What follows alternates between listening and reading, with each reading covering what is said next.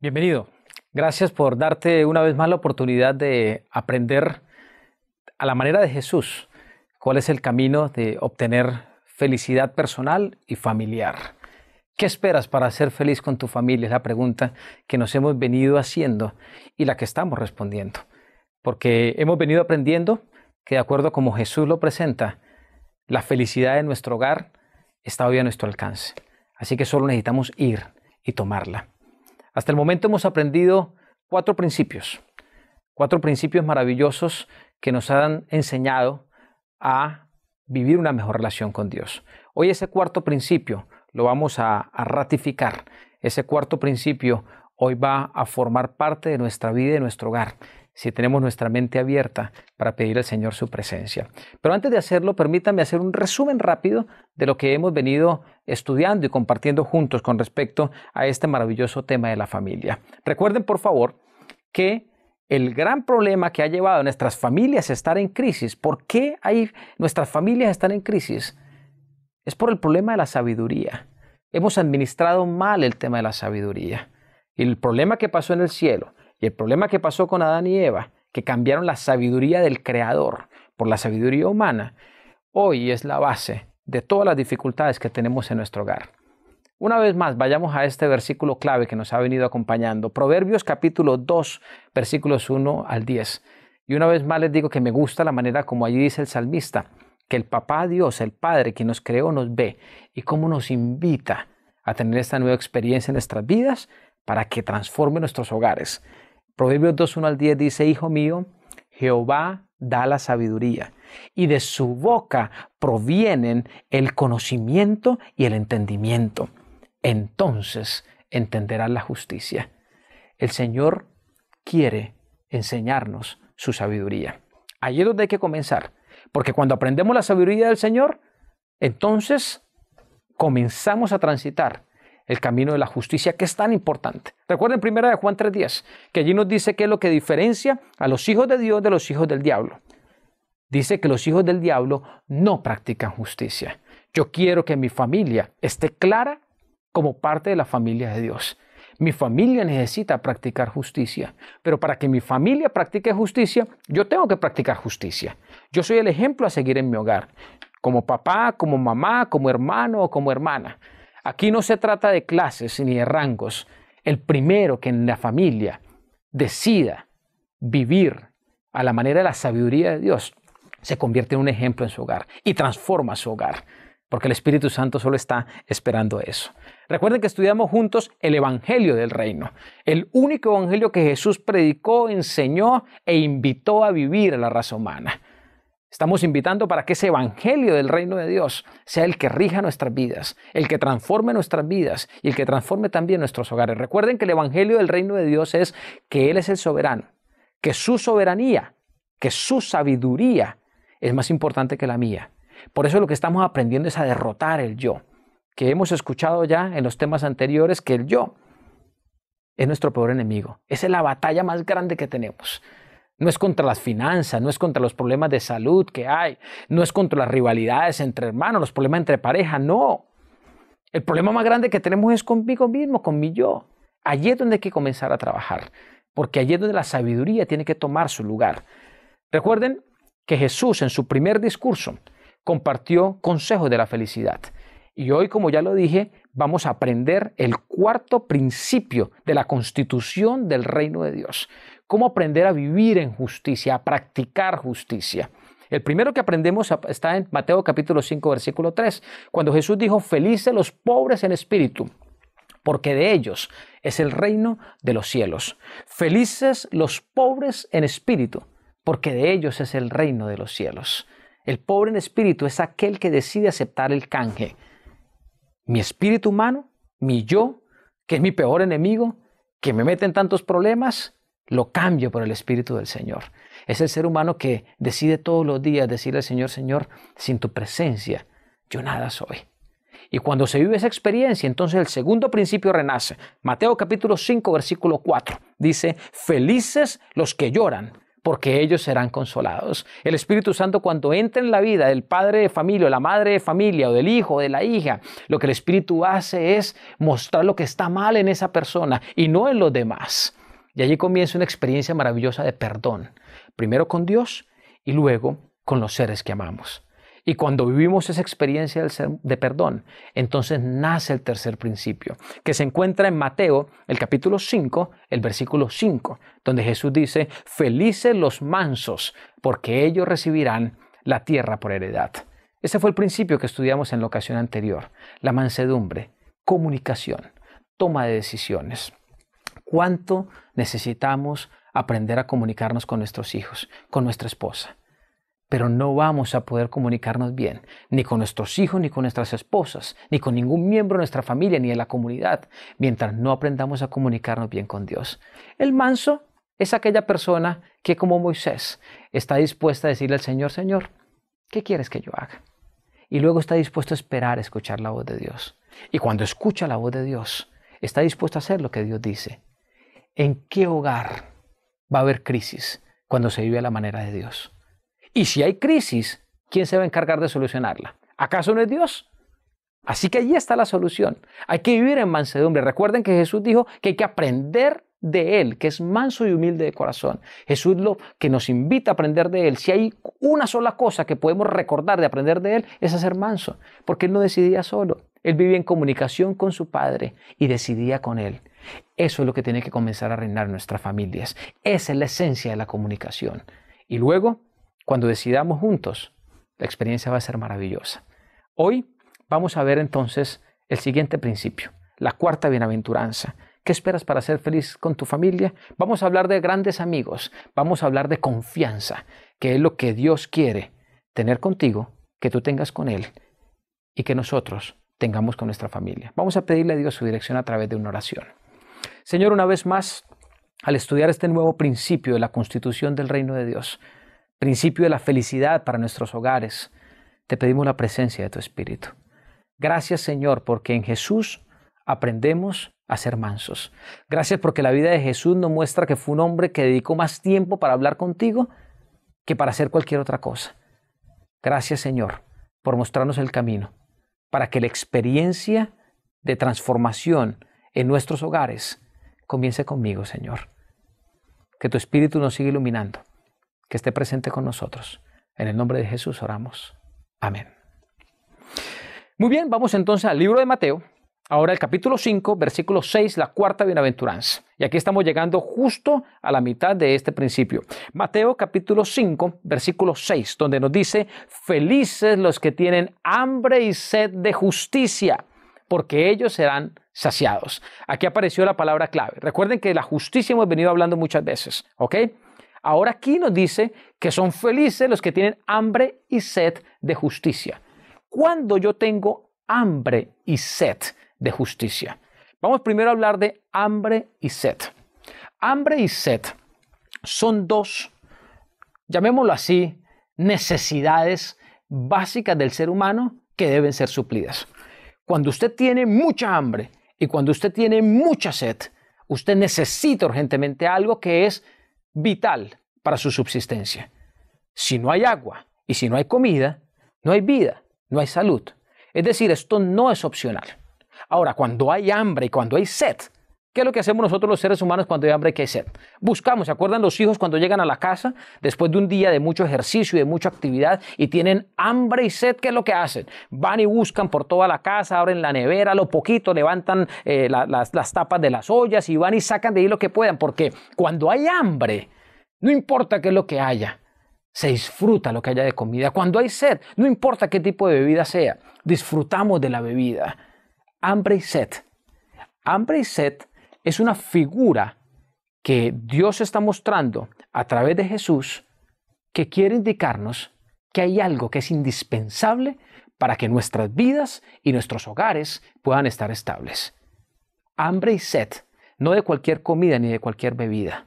Hambre y sed de justicia, es decir, deseo constante de vivir la justicia de Dios. Bienaventurados los que tienen hambre y sed de justicia. Y me gusta cómo termina la bienaventuranza, porque ellos serán saciados. Ya que sabemos lo que es hambre y sed, miremos ahora lo que significa la justicia. El diccionario bíblico Reina Valera del año 1995 dice de la siguiente manera con respecto a la justicia. La justicia de Dios se revela en el Evangelio porque pone al pecador en una correcta relación con Dios. Voy a volverlo a leer. La justicia de Dios se revela en el Evangelio. ¿Saben cuál es el Evangelio, no? En el reino de Dios. La justicia de Dios se revela en el Evangelio porque pone al pecador en una correcta relación con Dios. Es decir, la justicia no es otra cosa que la amistad con Dios, la confianza con Dios. Es el deseo que Dios tiene que usted y yo, que tú y yo tengamos una relación de amistad con Dios. Ahora, ¿cómo se logra esa amistad con Dios? ¿Por qué es tan importante tener una buena amistad con Dios? ¿Por qué es tan importante tener muchas ganas de ser muy buenos amigos de Dios, de tener confianza con Dios? Porque cuando yo soy buen amigo de Dios y cuando yo tengo confianza en Dios, entonces yo ya no vivo a mi manera, yo vivo a su manera. Porque cuando yo confío en alguien, a ese alguien es al primero que yo voy a llamar cuando tengo que tomar una decisión. Vamos al plano de nuestras familias. ¿Somos los mejores amigos en nuestro hogar? Mis hijos no pueden tomar una decisión si no me consultan como papá o como mamá. Ellos sienten esa necesidad porque confían en mí, no porque viven atemorizados, que si no le pregunto a mi papá y mi mamá y luego se enteran, me van a castigar y va a venir problemas serios. No, mis hijos me ven como sus mejores amigos. Mi hermano, mi hermana me ve como su mejor amigo o como su gran rival. Mis padres me ven no solo como su hijo, su responsabilidad, sino como mi mejor amigo. ¿Cómo está nuestra relación hoy en nuestros hogares? ¿Es una relación de amistad? ¿Es una relación en la cual nos estrechamos los lazos de familiaridad los unos con los otros? Porque no simplemente somos familia, somos amigos, nos necesitamos. ¿Eso es lo que pasa en nuestros hogares? Si eso no está sucediendo, a eso es lo que hay que llegar. A una relación de justicia. Ahora, volvemos otra vez a repetir lo mismo. Esto es la repetición de la repetidera. Yo no puedo compartir con mi familia lo que yo no he experimentado con Dios. Por eso el Señor me invita a tener hambre y sed de justicia. Ahora, ¿cómo yo tengo hambre y sed de ser buen amigo de Dios? ¿Cómo yo tengo hambre y sed de vivir en confianza con Dios? Es simple. La experiencia con Dios me va a llevar a confiar más en Él. Piensa en su mejor amigo o en su mejor amiga. Dese la oportunidad de pensar un poquito en ese gran amigo que es motivo de confianza. ¿Por qué buscas a ese amigo o esa amiga? Justamente por lo que acabamos de decir. Porque significa confianza. Porque significa que en los momentos de dificultad te ha dado el mejor consejo, la mejor orientación o te ha escuchado. Ha sido un buen oído para ti. Por eso lo buscas. Eso es lo que el Señor quiere, que tú experimentes con Él. Para que tú lo compartas también con tu familia.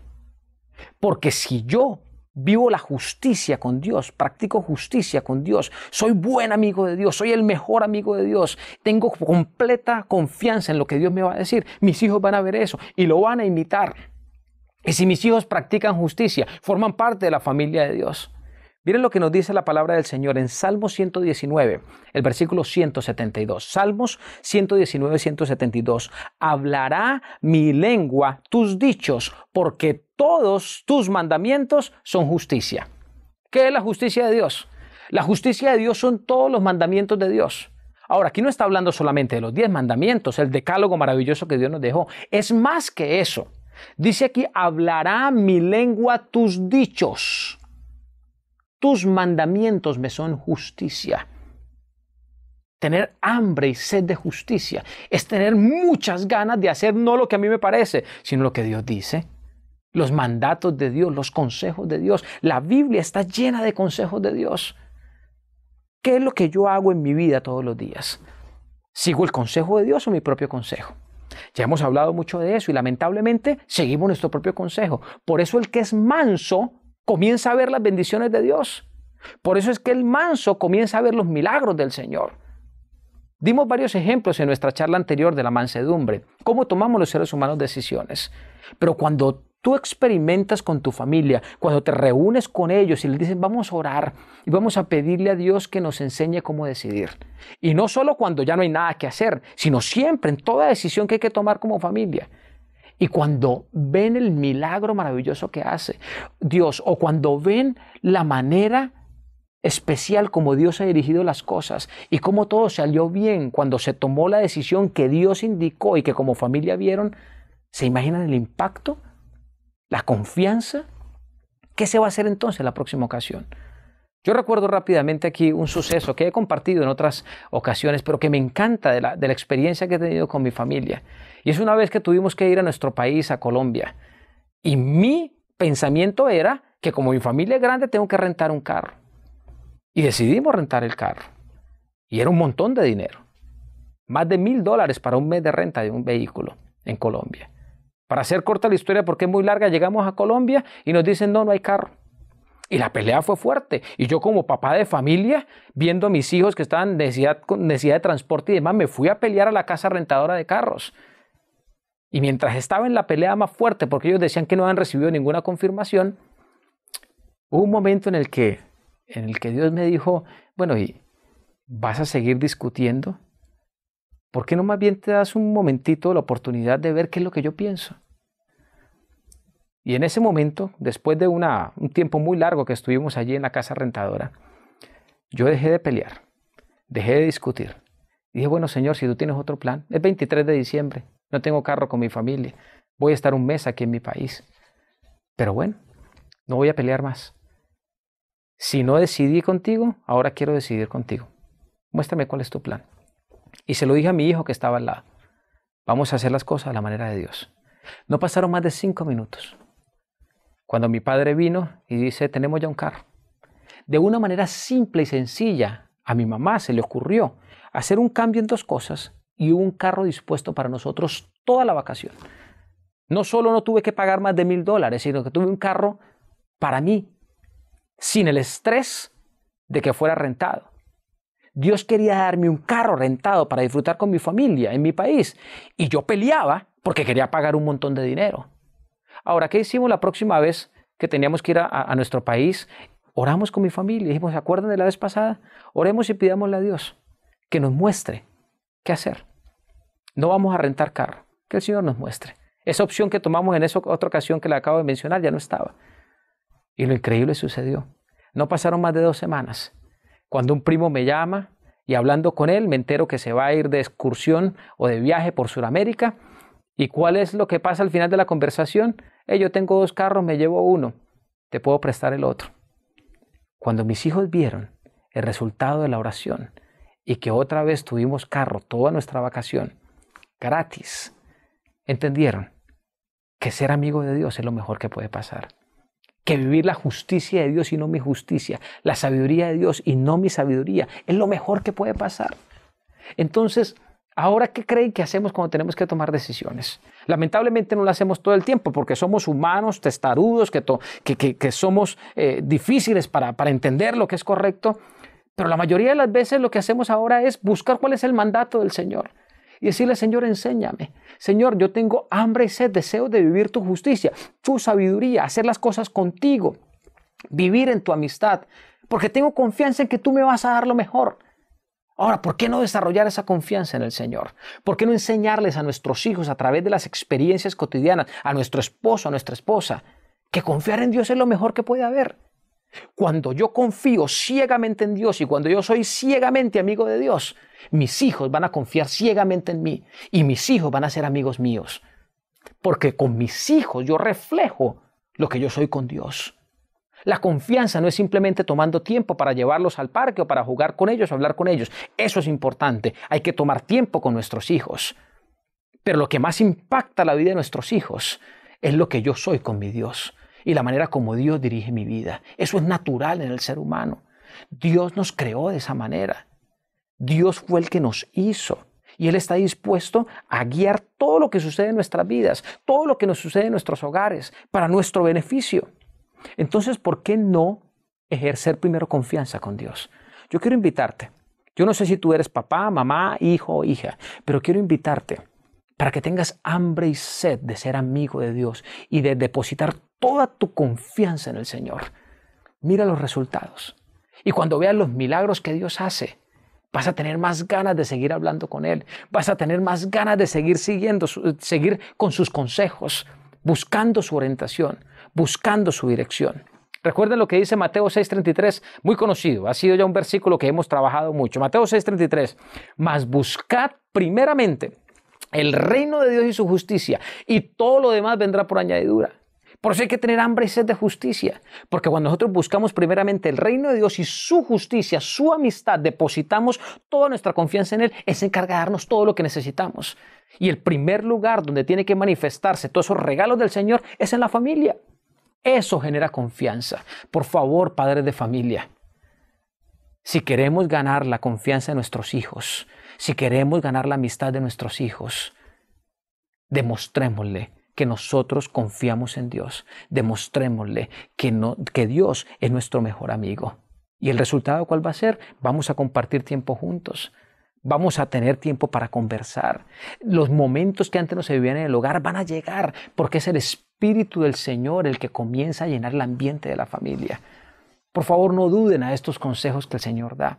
Son claros, son eficaces, dan resultado. Los hogares no van a ser transformados de un momento a otro, no va a llegar la perfección de un momento a otro, pero cuando se aplican estos conceptos y cuando la confianza plena en el Señor y la amistad en el Señor forma parte fundamental de la vida de la familia, los resultados se van a comenzar a ver.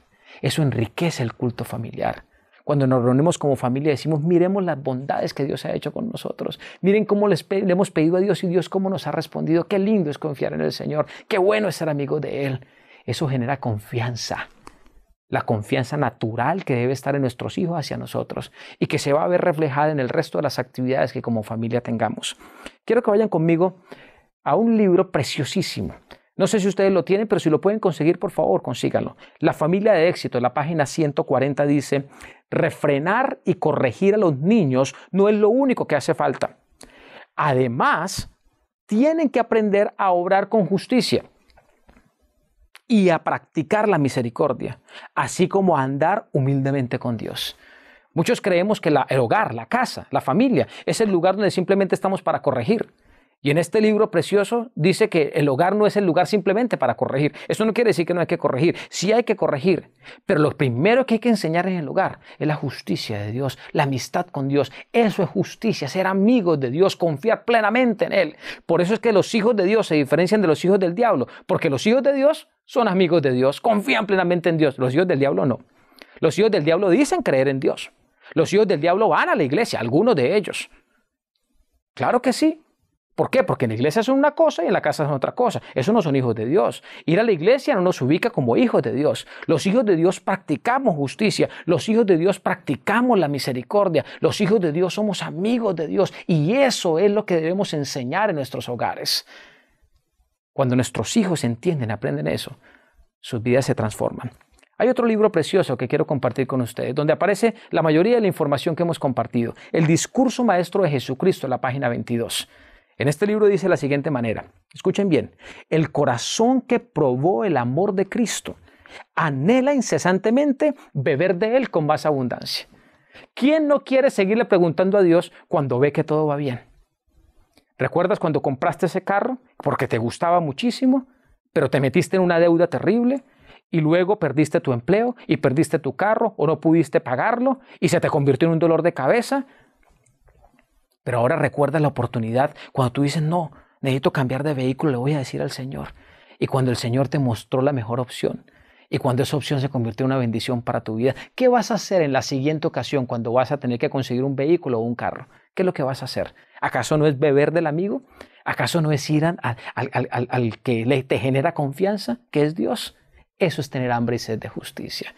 Pero no vamos a tener hambre y sed de justicia, de estudiar la palabra de Dios, de hablar con Él, de escuchar su voz, mientras no veamos sus milagros. Y los milagros de Dios son una realidad hoy, comienzan en nuestra vida, en nuestros hogares. Pero esos milagros solo se van a dar cuando yo siga el camino del Señor, cuando sea su Espíritu en mí, cuando su Espíritu me dé la oportunidad de crecer en Él todos los días, cuando su Espíritu me ayude a derrotar lo que está mal en mi vida, cuando el Espíritu del Señor genere la comunicación con el cielo que yo necesito también tener con mi familia. Salmos capítulo 32, versículo 8. En este salmo el salmista nos dice: gustad y ved, qué bueno es Jehová. Dichoso el hombre que confía en él. A mí me gusta que el salmista como lo presenta. Es casi que un ruego. En otras palabras dice: miren, por favor prueben, degusten. Qué bueno es Jehová. Dichoso el hombre que confía en él. Y yo quisiera decir: dichosa la familia que confía en el Señor. Dejemos de enseñarle a nuestros hijos simplemente cómo sobrevivir en un mundo materialista. Nuestros hijos no necesitan aprender simplemente a cómo hacer dinero. Nuestros hijos no necesitan aprender a ir a la iglesia. Nuestros hijos no necesitan aprender y aprender y aprender lo que no va a ser vital para sus vidas. Nuestros hijos necesitan ser amigos de Dios. Nuestros hijos necesitan confiar en Dios. Nuestros hijos necesitan aprender a comunicarse con Dios. Mi esposa y yo necesitamos aprender a depender del Espíritu del Señor para vivir vidas correctas, vidas que agraden a Dios y vidas que sean una predicación constante dentro de nuestra familia. Jesús dijo: felices los que tienen hambre y sed de justicia, porque la justicia de Dios, la amistad de Dios, es el mejor regalo que los seres humanos podemos tener. Cuando en un hogar se prueba lo bueno que es Dios y se ven los resultados, los problemas comienzan a irse y las bendiciones comienzan a llegar. Y cuando los problemas llegan por cantidad, ¿quién está dispuesto para solucionarlos? ¿Qué es lo que hay que hacer, Señor? Hay este problema. Escuchar la voz de Dios y hacer lo que Él dice. Y cuando vemos que el problema se solucionó, la fe se ratifica. La confianza en ese gran amigo que Dios se ratifica. Y cuando esa comunicación, esa confianza, esa amistad con Dios se fortalece, no hay nada que pueda derrotar al hogar. No hay nada que pueda derrotar a la familia. Esa fue la experiencia de Abraham. Abraham se conoce en las Sagradas Escrituras como el amigo de Dios. Y no puedo hablar mucho sobre Abraham, pero solo quiero decirte que Abraham se dedicó a enseñarles a sus hijos, en especial la experiencia inolvidable de Isaac. Es claro en la Escritura que Isaac había aprendido a confiar porque vio que su papá confiaba. Abraham no le dijo a él: mira, tú tienes que aprender a confiar en Dios. Abraham confiaba en Dios. Abraham era amigo de Dios. Isaac, por naturaleza, confió en Dios, fue amigo de Dios. Y por eso en ese momento tan crucial, los dos estuvieron dispuestos a obedecer lo que Dios decía. Y por eso sus vidas fueron bendecidas, como nosotros lo podemos ver en el registro sagrado. En Santiago, el capítulo 2, el versículo 23, por eso la palabra de Dios nos dice con respecto a Abraham: y se cumplió la escritura que dice: Abraham creyó a Dios y le fue contado, ¿por qué? Por justicia, y fue llamado amigo de Dios. Eso es justicia. Justicia es el que confía en Dios y esa confianza lo lleva a ser amigo de Dios, a tener una amistad plena con Dios. ¿Cómo puedo yo esperar ser amigo de mi esposa o de mi esposo o de mis hijos cuando yo no soy amigo de Dios? ¿Podrá eso ser posible? Por más terapias, por más clases de familia a la que vayamos, por más consejos que recibamos. Recuerden, nosotros pertenecemos a nuestro Creador y hay que aprender de forma natural. Y la naturaleza nos dice que mi Creador es mi amigo. Y cuando yo soy amigo de Él, cuando yo me comunico con Él, naturalmente mis hijos van a ser amigos míos, mis hijos se van a comunicar con Él, porque mis hijos son amigos de Dios, porque mis hijos se comunican con Dios, porque mi esposa se comunica con Dios. Esa es la base de la comunicación, esa es la base de la amistad, esa es la base de la confianza. Eso es lo que necesitan nuestras familias. Por eso, en el Sermón del Monte nos dice una vez más, Mateo 5:6, felices los que tienen hambre y sed de justicia. ¿Tienen nuestros hogares hambre y sed de justicia, hambre y sed de una relación con Dios? Eso tiene que comenzar contigo y tiene que comenzar conmigo. Dios ofrece su amistad. Dios te ofrece su amistad. Dios te ofrece su espíritu. Dios me ofrece su presencia para que su amistad y la confianza total en Él fortalezca no solo mi vida, sino me permitan seguir disfrutando de sus regalos, de sus bendiciones y de las soluciones a los 1000 problemas que pueden llegar a mi vida. ¿Por qué no llevar esa experiencia a tu hogar hoy mismo, a tu vida hoy mismo? ¿Qué esperas para ser feliz con tu familia? Te invito a que tengas hambre y sed de Dios en tu vida y en tu hogar, y Él te va a saciar. Que Dios te bendiga.